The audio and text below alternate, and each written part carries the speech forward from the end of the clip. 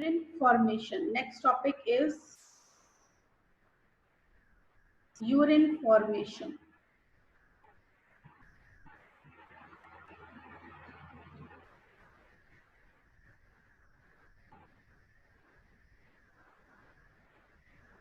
Urine कैसे बनता है? तो बेसिकली यूरिन जो है वो 2 स्टेप्स में बनता है. एक्चुअली 3 स्टेप्स इन्वॉल्व होते हैं इसके अंदर तो, लेकिन आपकी बुक में 2 मेंशन है. थर्ड वाले की जस्ट एक लाइन में ही जो है वो दिया हुआ है.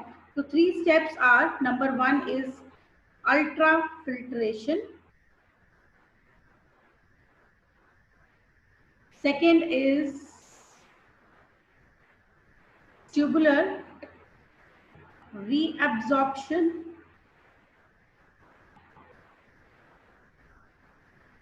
and third is tubular secretion. आपकी बुक में ये 2 दे रखे हैं और इसके बारे में जस्ट एक लाइन दे रखी है कि ये क्या होती है. ठीक है, तो number 1 step is ultra filtration. Ultra filtration क्या होता है? फिल्ट्रेशन मतलब छानना, अल्ट्रा मतलब बहुत अच्छे से छानना. तो जब ब्लड जो है ये ग्लोमेरुलस के अंदर एंटर कर रहा है, हर एक नेफ्रॉन के अंदर, किडनी के ईच एंड एवरी नेफ्रॉन के अंदर ब्लड जो है वो एंटर करता है.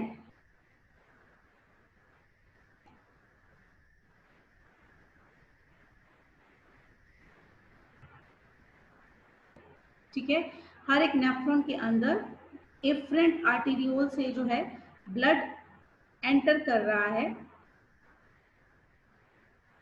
ये जो ब्लड है इसकी होती है अल्ट्रा फिल्ट्रेशन. फिल्ट्रेशन कितनी होती है कि हमारा जो ब्लड है टोटल वो 350 टू 400 टाइम्स जो है इस एफरेंट आर्टेरियोल के थ्रू, नेफ्रॉन्स के थ्रू होकर फिल्टर होता है.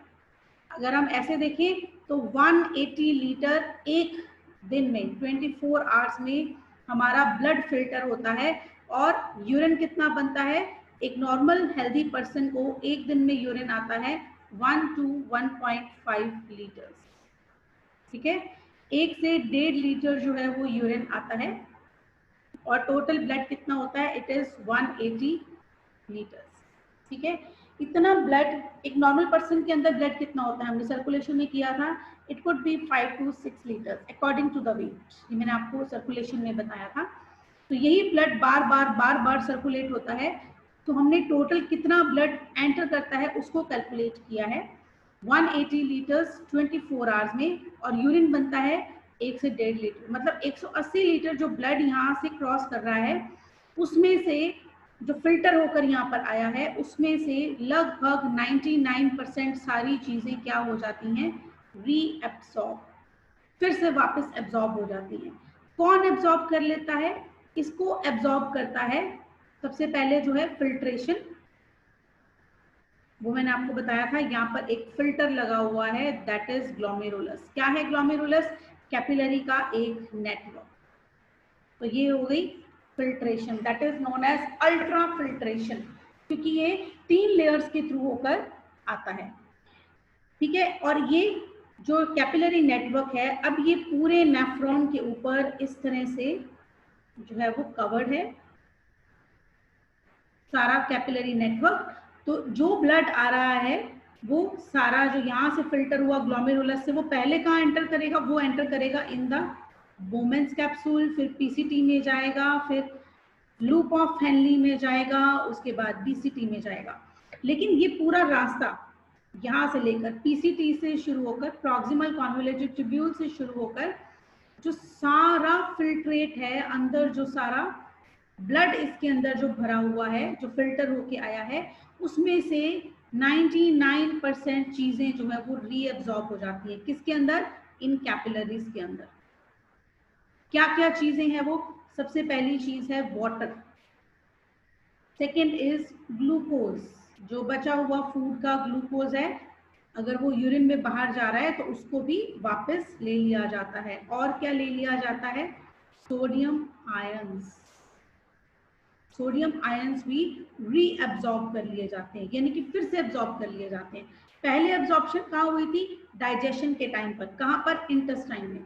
हमने चपाती खाई, कार्बोहाइड्रेट्स खाए, वो सारे हमारे डाइजेस्टिव सिस्टम में डाइजेस्ट हुए और फिर रीअब्जॉर्ब हुए, यानी कि हमारे डाइजेस्टिव सिस्टम की लाइनिंग ने उसको रीअब्जॉर्ब कर लिया। अब जब ये रीअब्जॉर्प्शन हो गई तो वो जो फूड है, वो जो ग्लूकोज है, वो सारे सेल्स को मिल गया। सारे सेल्स ने उसको जितना चाहिए था उतना पिक कर लिया, जो बच गया वो ब्लड के अंदर था, और वही ब्लड यहाँ पर रीनल आर्टरी के थ्रू फिर एफरेंट आर्टीरियोल में एंटर किया। ग्लोमेरुलस के थ्रू फिल्टर हुआ। क्या फिल्टर हुआ? आरबीसी, डब्ल्यूबीसी, प्लेटलेट सब यहीं पर रह गए, और बाकी water, glucose, sodium ions, potassium ions, ये सारी चीजें अब इस ट्यूब्स के अंदर आगे चलने लगी।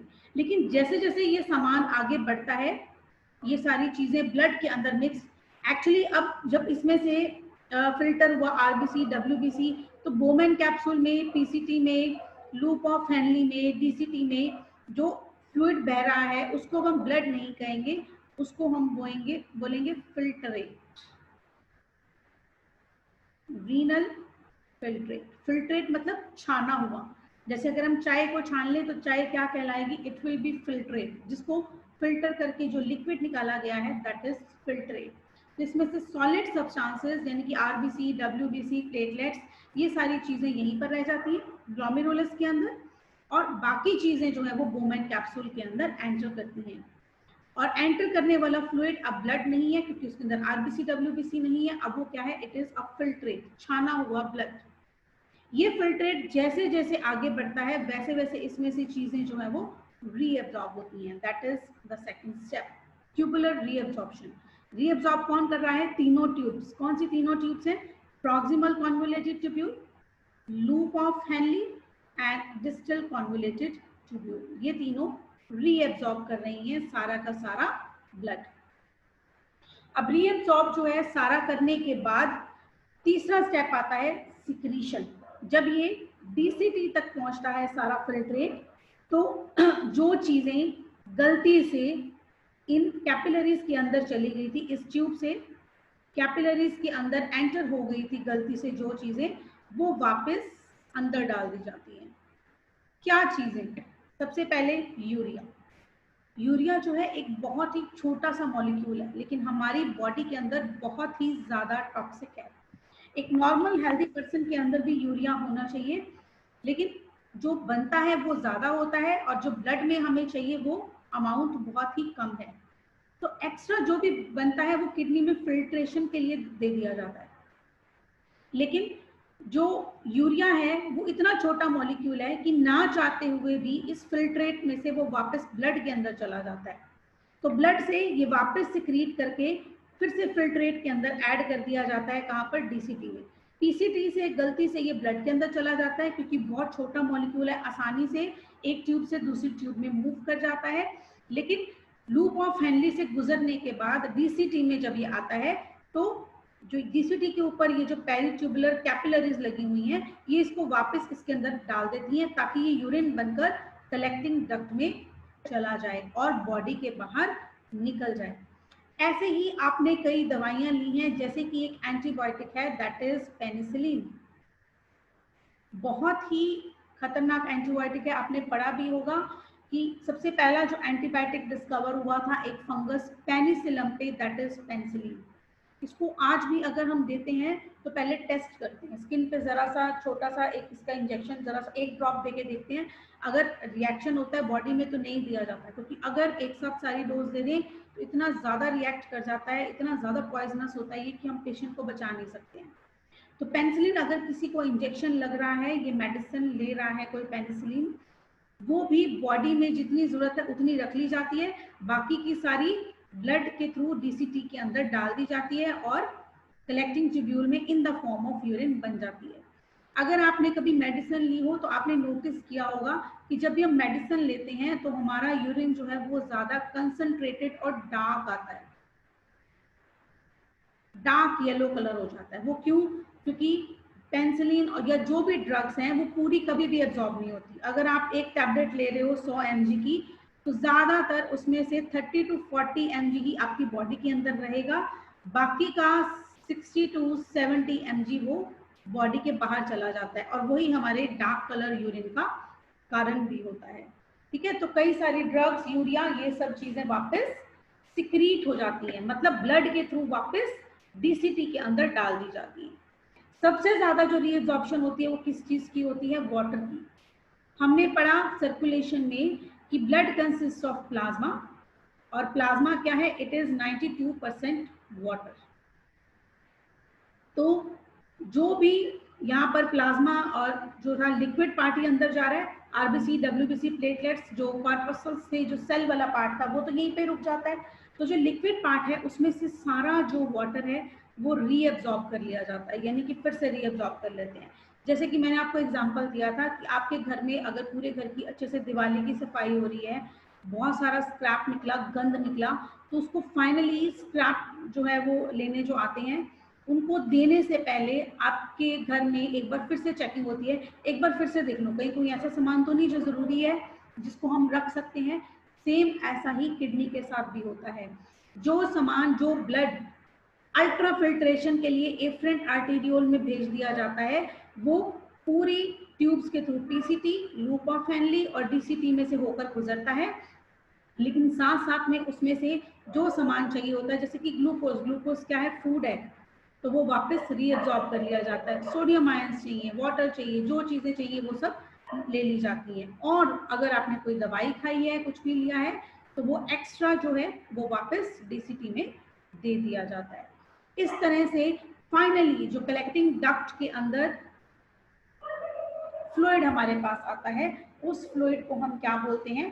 That fluid is known as urine. अब जब आप नेफ्रॉन की डायग्राम बनाएंगे तो इसमें एक बड़ी इंपॉर्टेंट चीज है कि जो एफरेंट आर्टेरियोल है ये थोड़ा ब्रॉड होता है, चौड़ा होता है, थिक ट्यूब होती है, और जो इफरेंट आर्टेरियोल है, जो इफरेंट आर्टेरियोल है वो थोड़ी सी डायमीटर में कम होती है।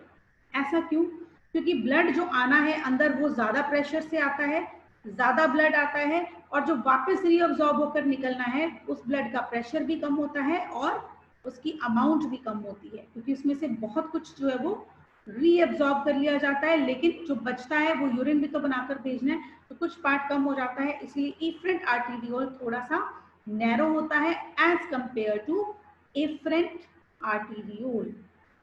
हाँ जी, इतनी बात क्लियर है? Formation of urine in 3 steps: ultra filtration, reabsorption and secretion.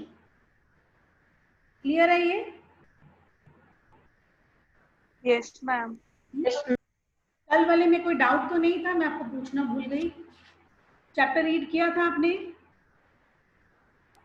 Yes ma'am.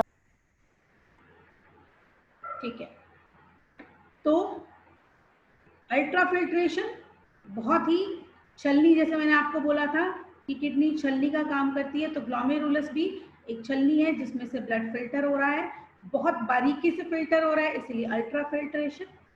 Reabsorption यानी कि जो सामान चाहिए था वो वापस रीअब्जॉर्ब कर लिया जा रहा है, और सिक्रीशन, जो चीज जो है वो वापस यूरिन के अंदर डालनी थी, ब्लड के अंदर नहीं रखनी थी, वो वापस जो है वो ट्यूब्स के अंदर दे दी जाती है, सिक्रीट कर दी जाती है, जैसे कि urea, penicillin, potassium ions also, अगर नहीं चाहिए तो।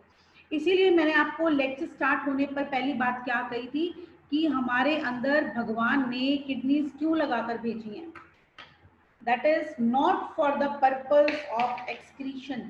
किडनीज का काम एक्सक्रीशन तो है, लेकिन एक्सक्रीशन इनका सेकेंडरी काम है, दूसरे नंबर पे काम है। फर्स्ट काम जो है, हमें अलमाइटी ने, नेचर ने किडनीज क्यों बनाकर दी हैं? For osmo regulation.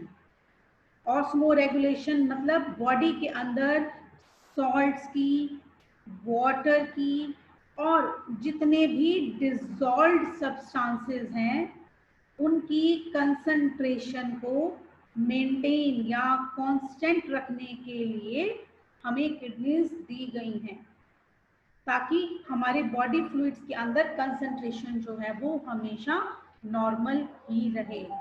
ठीक है, तो हमने करा कि कलेक्टिंग जो डक्ट है उसके अंदर फाइनली जो फिल्ट्रेट पहुंचा, that is known as urine. Urine का कलर क्या होता है? यूरिन का कलर हमेशा येलो होना चाहिए। येलो क्यों होता है?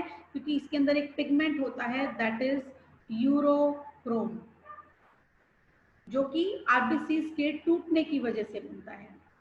तो यूरिन का कलर येलो होता है। यूरिन का जो पीएच है दैट इज 5 to 8, और अगर हम देखें तो थोड़ा सा एसिडिक ही होता है हमारा यूरिन, लेकिन इसका यूरिन हमारा एसिडिक होगा, अल्कलाइन होगा, इसका बहुत ज़्यादा असर पड़ता है कि हम कैसी डाइट ले रहे हैं।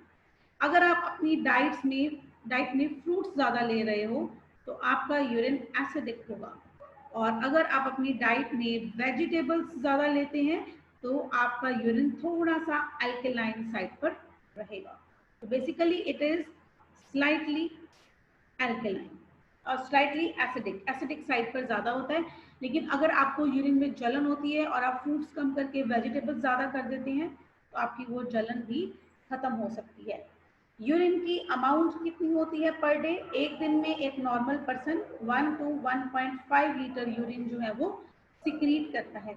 अगर ये अमाउंट इससे कम है, 500 ml से भी कम है, दैट मीन्स उस पर्सन को किडनी की कोई ना कोई प्रॉब्लम है, उसकी किडनी खराब है। यूरिन का जो ऑर्डर है, उसकी जो स्मेल है वो भी एक टिपिकल होती है, पंजेंट सी होती है, तिखी सी होती है, बड़ी डिफरेंट सी यूरिन की एक अलग से स्मेल होती है। ऐसा क्यों? क्योंकि यूरिन के अंदर प्रेजेंट होता है ammonia, some amount of ammonia, और इसके साथ साथ कुछ बैक्टीरिया भी प्रेजेंट होते हैं जो हमने अपने फूड के साथ अपने ब्लड के अंदर मिक्स कर लिए होते हैं ड्यूरिंग द डाइजेशन प्रोसेस।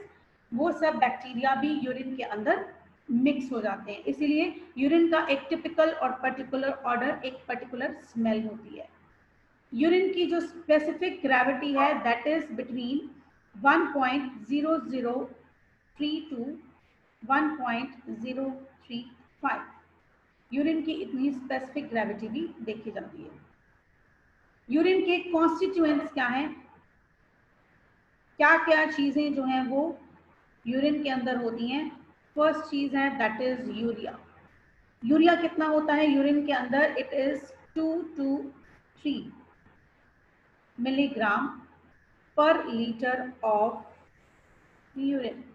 इतना यूरिया जो है यूरिन में हम सिक्रीट करते हैं, ठीक है? 1 लीटर यूरिन के अंदर अगर हम करते हैं तो इतना एक दिन में सिक्रीट होगा। क्रिएटिनिन, ये सब चीजें क्या है? ये सब डिफरेंट प्रोटीन्स को टूटने के बाद, आरबीसीज के टूटने के बाद जो है, ब्रेक डाउन के बाद जो टॉक्सिक सब्सटेंस बने हैं, जो अच्छी चीजें थी अमाइनो एसिड्स वो तो यूज कर ली बॉडी ने, उसके प्रोटीन्स बना लिए, जो वेस्ट है दैट इज क्रेटिनाइन, उसको बॉडी के बाहर यूरिन में निकाल देना है। दिस इज 1.5 इन सब की, सॉरी मिलीग्राम नहीं, इट इज इन ग्राम पर लीटर। ये मैं आपको यूनिट ऊपर लिख रही हूँ, सबके इसे नहीं बता रही हूँ। देन इज यूरिक एसिड, ये भी प्रोटीन्स के ब्रेकडाउन से बनता है यूरिक एसिड। एक नॉर्मल ह्यूमन बीइंग में 0.7 ग्राम पर लीटर यूरिक एसिड बनना चाहिए। अगर इनमें से कोई चीज इतनी भी नहीं है तो ये भी एक प्रॉब्लम है। अगर इतना यूरिन में यूरिया, क्रेटिनिन या यूरिक एसिड सिक्रीट नहीं होता, इसका मतलब भी किडनी खराब है। इतनी अमाउंट में तो यूरिन में निकलना ही चाहिए। अगर नहीं निकलेगा तो इसका मतलब वो कहाँ रह गया? वो हमारे ब्लड के अंदर रह गया, और ब्लड के अंदर वो अपनी टॉक्सिसिटी शो करेगा।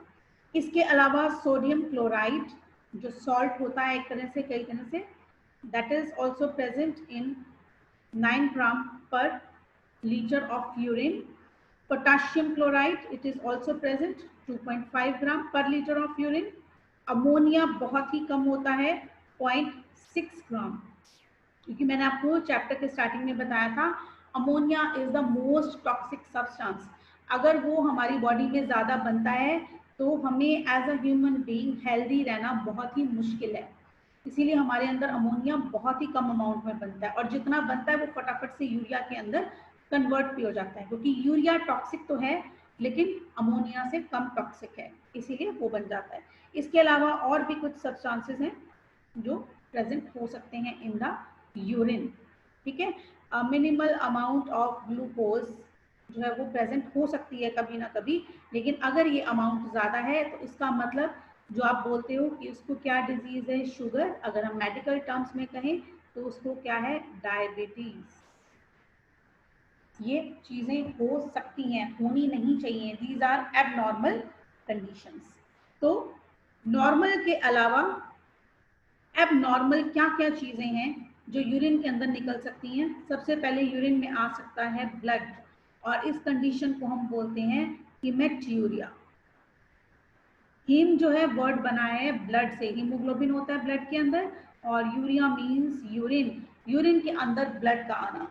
ऐसा कब होता है? जब कभी भी हमारे अंदर यूरिनरी ट्रैक्ट के अंदर इन्फेक्शन है। यूरिनरी ट्रैक्ट मतलब चाहे किडनी के अंदर इन्फेक्शन है, चाहे यूरेटर के अंदर इन्फेक्शन है, चाहे यूरिनरी ब्लैडर के अंदर इन्फेक्शन है, चाहे यूरेथ्रा के अंदर इन्फेक्शन है, जितना भी हमने अब तक एक्सक्रीटरी ट्रैक्ट किया है, इस सारे ट्रैक में अगर कहीं बैक्टीरिया ने, फंगस ने इन्फेक्शन कर दी तो आपको जो है यूरिन के अंदर ब्लड आएगा। और दूसरा सबसे मेन कारण है जो सबने सुना होगा, दैट आर रीनल कैलकुलस, क्या, स्टोन। किडनी में अगर स्टोन है तो चाहे वो किडनी में चाहे वो यूरेटर में अगर ये स्टोन है तो इसकी वॉल को यूं रप्चर करता है, फाटता है, घिसता रहता है, इसकी वजह से यहाँ पर ब्लड लॉस होगा, और जब पेशेंट यूरिन करता है तो उसके साथ ये ब्लड मिक्स होकर साथ में आता है। This condition is known as haematuria. दूसरी कंडीशन हो सकती है ग्लाइकोस्यूरिया। अगर कोई डाउट हो तो you can raise hand in between. नाम से पता चल रहा है ग्लाइकोस मीन्स ग्लूकोज। यूरिन के अंदर ग्लूकोज का प्रेजेंट होना नॉर्मली नहीं होता। दिन में कोई टाइम हो सकता है माइल्ड सा आ सकता है, लेकिन अगर आपके यूरिन में ग्लूकोज आ रहा है तो इसकी क्लियर इंडिकेशन है that the patient is suffering from diabetes. ये एक एबनॉर्मल कंडीशन है। और डायबिटीज भी दो तरह की होती है, एक होती है डायबिटीज मेलाइटस और एक होती है डायबिटीज इंसिपिडस।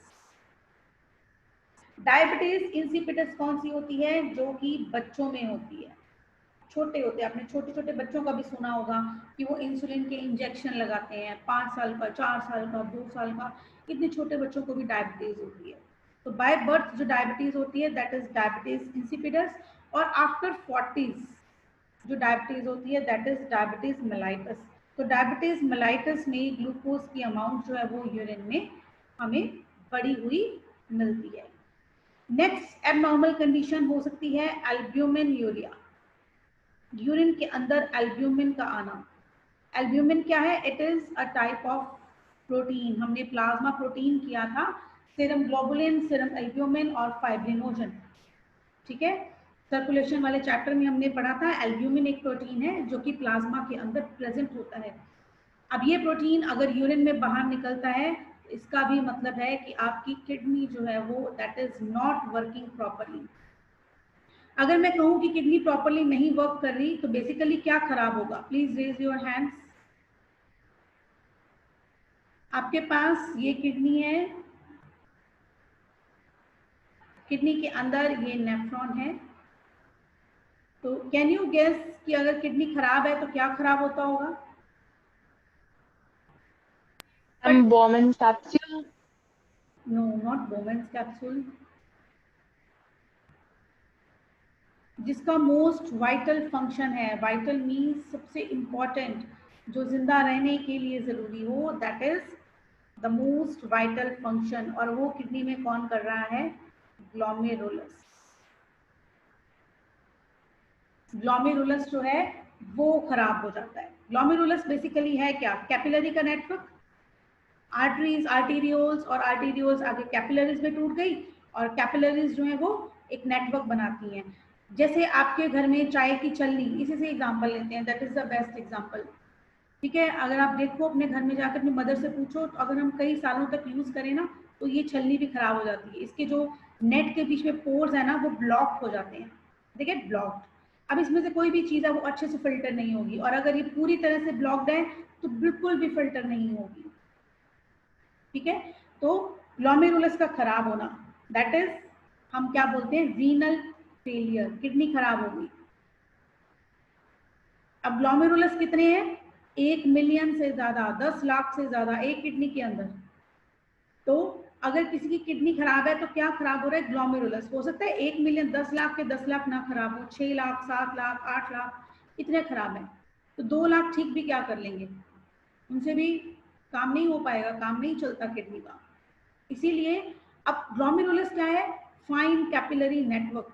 कैपिलरीज कितनी बारीक होती हैं, एक एक कैपिलरी को निकालकर हम बदलने से तो रहे, इसीलिए हमें पूरी की पूरी किडनी ही बदलनी पड़ती है। ऐसा नहीं होता कि नेफ्रॉन के बाकी parts, Bowman capsule, PCT, DCT सब नॉर्मल काम कर रहे होते हैं।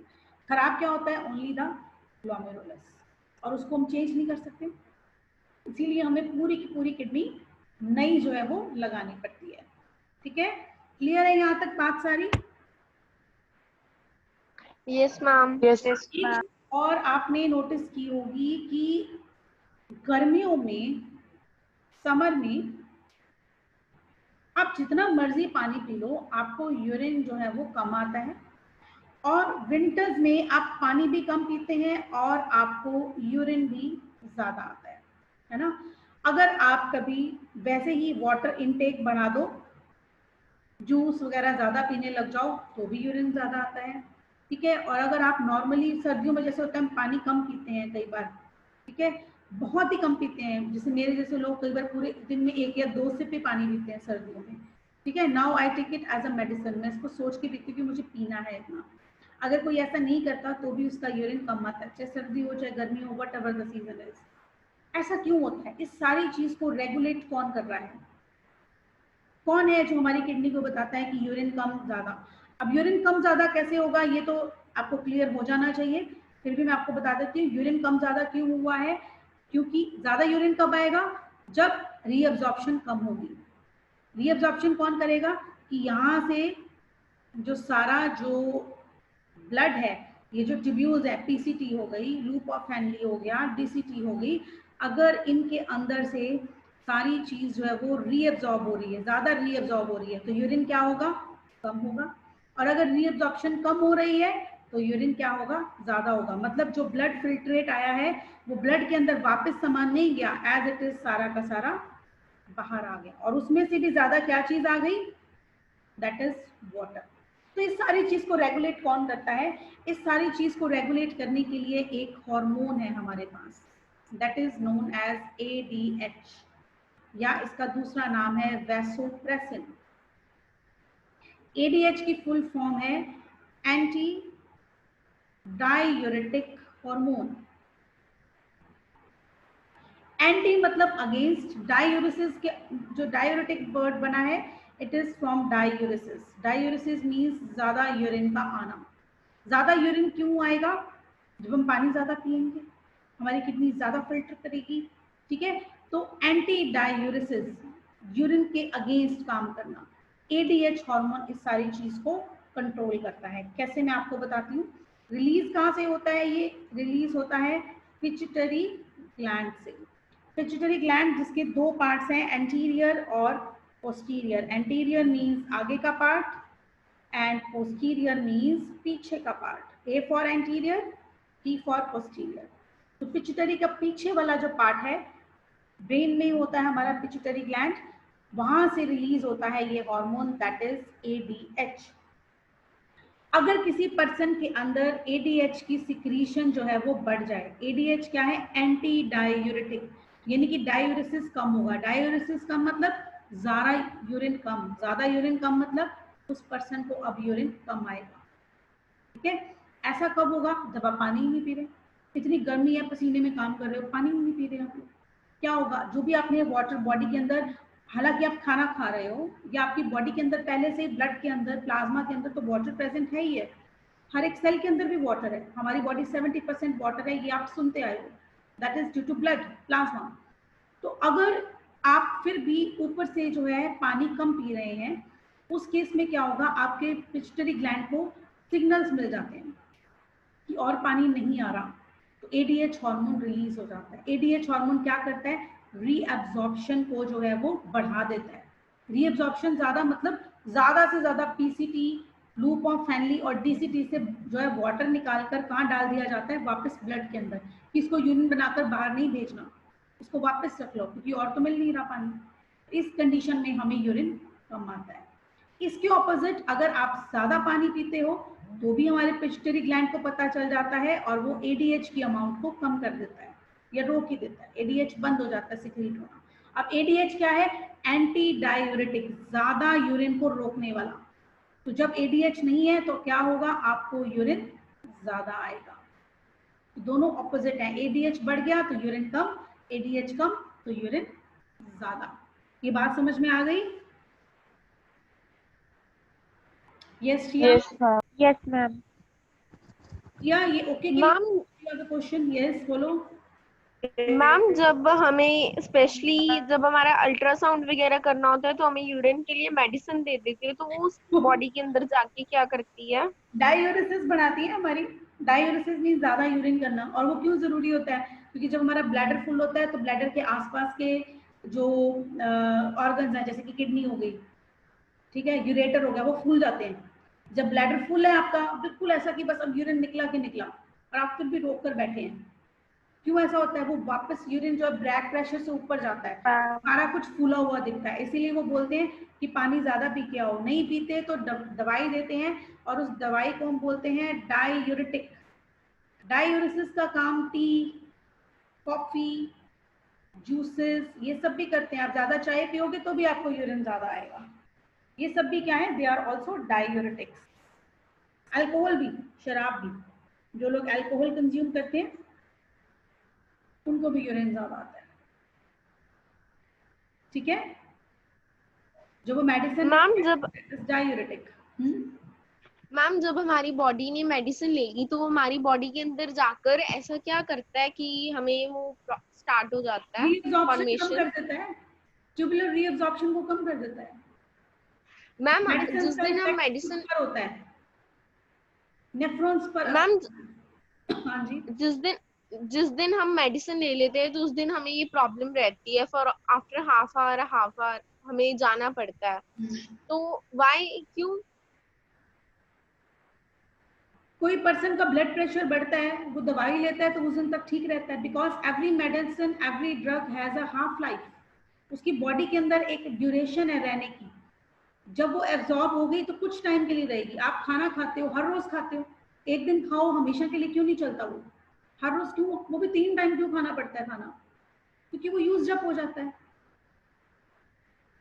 जो वेस्ट है वो निकल जाता है। यही बात दवाई से है। आपने जिस दिन दवाई ली तो हो गया, जिस दिन दवाई का असर खत्म, तो नहीं लोगे तो वो इफेक्ट होगा, नहीं तो नहीं होगा।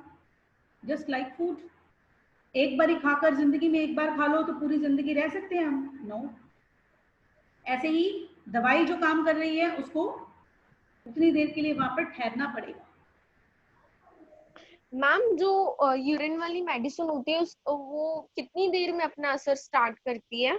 यूरिन के लिए मेडिसिन कम से कम 15 तरह की हैं। 15 तरह की मेडिसिन आती हैं, सबके अलग अलग इफेक्ट है, सबको अलग अलग बीमारी में देते हैं हम।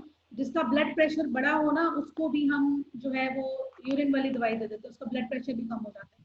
टाइम इज रनिंग आउट, आप फिर से ज्वाइन कर लेना। Okay ma'am. ठीक है, तो हम उसको भी दे देते हैं। आज तक इसका इफेक्ट नहीं पता चला कैसे हो जाता है। मेरी मदर इन लॉ का ब्लड प्रेशर 250/150 चला जाता है। मैं उनको सिंपल टॉर्सिमाइड, एक सॉल्ट है जो डायूरेटिक है, उसको मैं वो दे देती हूँ दिन में 3 टाइम। अगले दिन उनका बीपी सेट हो जाता है। मैं बीपी की मेडिसिन की भी जरूरत नहीं पड़ती, मतलब रेगुलर बेसिस पे तो वो लेते हैं, एक्स्ट्रा कुछ देने की जरूरत नहीं पड़ती है। तो इसका ड्रामेटिक इफेक्ट होता है ब्लड प्रेशर को कम करने में। ऐसी जो है कम से कम नहीं तो 15 मेडिसिन आती है।